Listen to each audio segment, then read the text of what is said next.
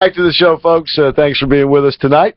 407-774-8255 is the number. I'm Christopher Hart, along with Mike McBath, the chairman of the board. Just ran into the Arms Room guys in the outer studio there. Of course, they're doing their show live every Saturday at 3 o'clock. They do a show from 3 to 5. And they're going to have the Pope on this week, I understand, right? They're going to have the Pope on. I've heard the commercials. Yeah, but they do have great guests. And I listened a couple of weeks ago now when they had Colonel McKnight on, and I tell you what, they do great interviews. They ask some really good questions of Colonel McKnight. Chris, I'm still disappointed in those two, though. I mean, these are big men, man. These are guys that stand tall, they walk tall, they talk tall, and when we had the contest, they tripped. They claimed they were at the airport and eating spaghetti just to go along with this. But the answer is they're getting their chance. Their chance is coming. That's right. We're putting together the next challenge. This will be a pizza eating challenge. Awesome. And maybe the return of the Reg. You know, we're going to see, but we're putting this together, and there's going to be a lot of people who are going to want to get in this after seeing what the reaction was on the last one. A packed house. That's right, and we're putting together the package, and as soon as we come up, nail down a date, we'll certainly let all of you know. It'll be about a month or a little bit more than a month away from now, but put the pizza eating challenge in the back of your mind, and the Arms Room guys will be there. I wonder if we'll be able to eat some pizza while we're just like narrating this. Like we did the last time. Yeah, I think that'll be a lot of fun. And then, but no take home. I know what a lot of these guys will do. They'll start playing like they're eating, and then they have a box on their crotch and filling the thing up with pizza. Go, hey buddy, this isn't how the game works. So we'll see. All right, but we'll definitely have a lot of fun with that. Also, Thursday, we're going to run a little contest here on the show. We'll give away a gift card to Cafe Positano and maybe something from Refresh Computers, too. I think that can be in the cards, so to speak. We're going to ask you, what is the one question you would ask President Obama? If you had a chance, if you got the press pass and you were in the press conference and he pointed at you and said, okay, what's your question? What would you ask President Obama? Keep it to 30 words or less, but what would you ask President Obama? Mike would essentially ask, why did you change your name? Yeah, I mean, my question to our president, or Mr. Obama, I have trouble saying president, is that, you went supposedly to Harvard. Obviously, we never got a chance to see a transcript. And while you were at Harvard, supposedly you got a law degree, but it looks to me like you never passed the boards because you never actually practiced as a lawyer. You taught and you worked as a community organizer. Right. Now, but my real concern and my question is that you changed your name during the most influential period of your life to Barack Obama. Barack Hussein Obama. I keep forgetting. You know what? I don't want to say the word. You know what I mean? But you changed your name. Now, why did you change your name? Okay. Was that to reinforce your belief in a religion? Yeah. We would like to know that answer. Yeah. But really, reflecting back on our contest, what we want to get across is, when you like to see in these press conferences these media pencil-neck geeks coming out and asking hard questions and demanding direct answers, if we were to have this, we'd have never been in the problem we've been in for the last 6.5 years. So it's your turn to take the stage on Thursday. So we're going to be looking forward to it. It's going to be a lot of fun, Chris. And my question is, are you related to Alfred E. Newman? I like that because I see a physical resemblance there. The big ears and what me worry attitude. That's right. That's right. I think you're right on the money, Chris. So I think we got two good ones, get the thing rolling, and there'll be some nice prizes and everything. Yep. So give it some great thought because we're looking for some great answers. Great questions. Great questions. That's right. We'll get the answers later. All right. Let's go to Sherry. Sherry, thank you for calling tonight. Good evening, guys. How are y'all? All right. Good. I got a couple suggestions on who could be the next Speaker of the House. Okay. One of them, I'm sure you know who he is. He's the radio talk show host. Mark Levin. Oh, Mark Levin, yeah. Well, from what I understand, you don't have to be a member of the House to be a speaker. No, you don't. Right. Anybody can be. Right. And I kind of wanted Trey Gowdy there, but that other McCarthy ruined that for him. Yeah. But, Mark Levin, when he gets those stupid callers on the line, I love how he tells them to get the hell off his line. I know he is.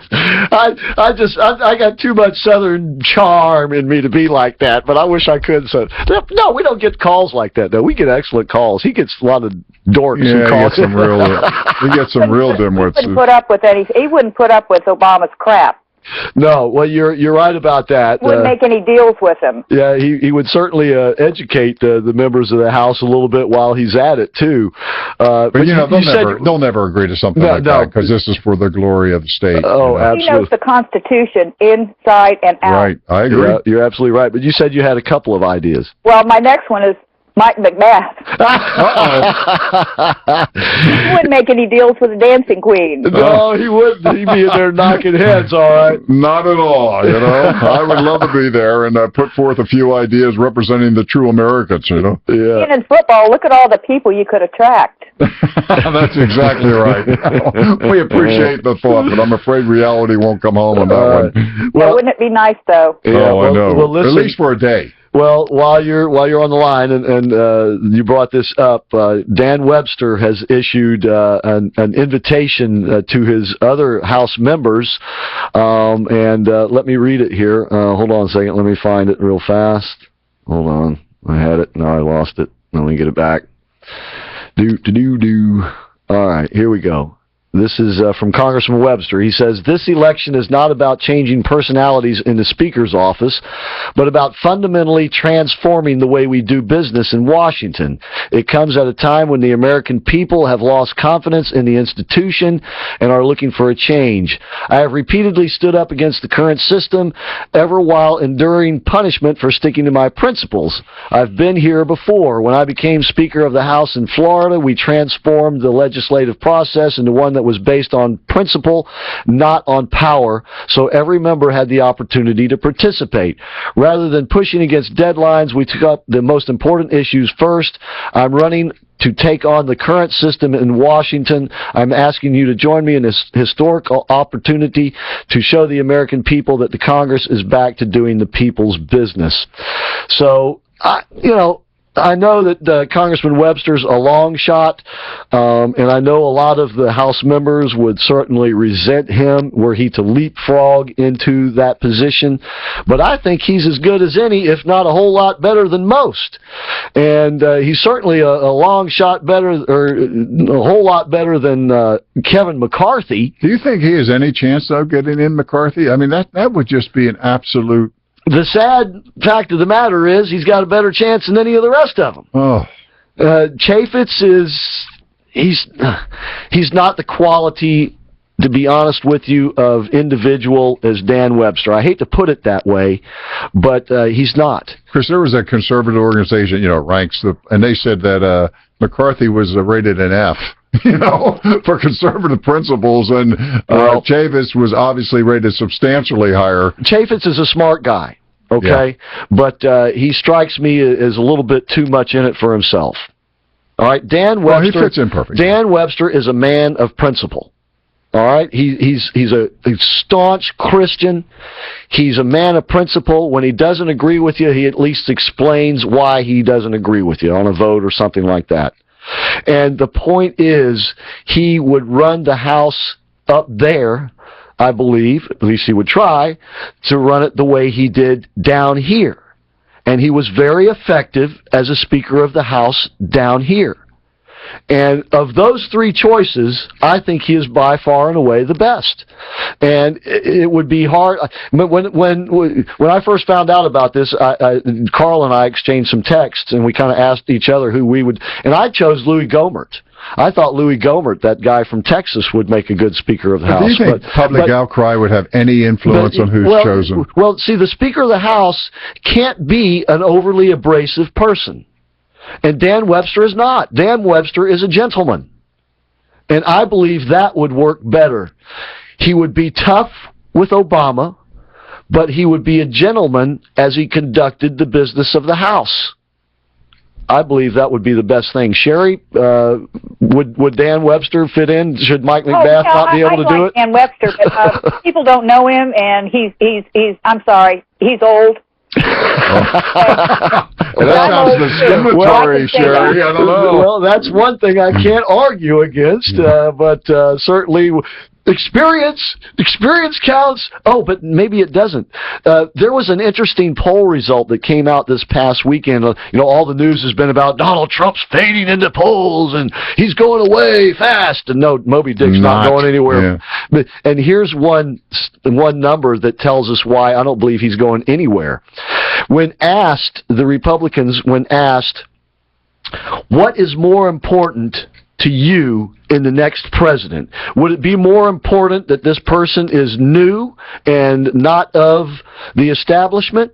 Or would it be more important that this person is an experienced politician with strong party ties? Which opinion do you think won overwhelmingly? The Republican Party wants new, bold ideas and people. They do by 57 to 35%, almost 2-to-1. Well, pretty close to 2-to-1 anyway. The Republicans want something new and bold. They don't want the same old. So, all right, Sherry, thank you. Appreciate it. Can I say one more thing, Chris? Absolutely. Okay. I don't know if you listened to Gallagher this morning. I did. He was kind of upsetting me. How? When he was talking about, the president going out there.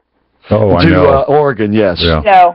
And we should respect, the office of the president and everything.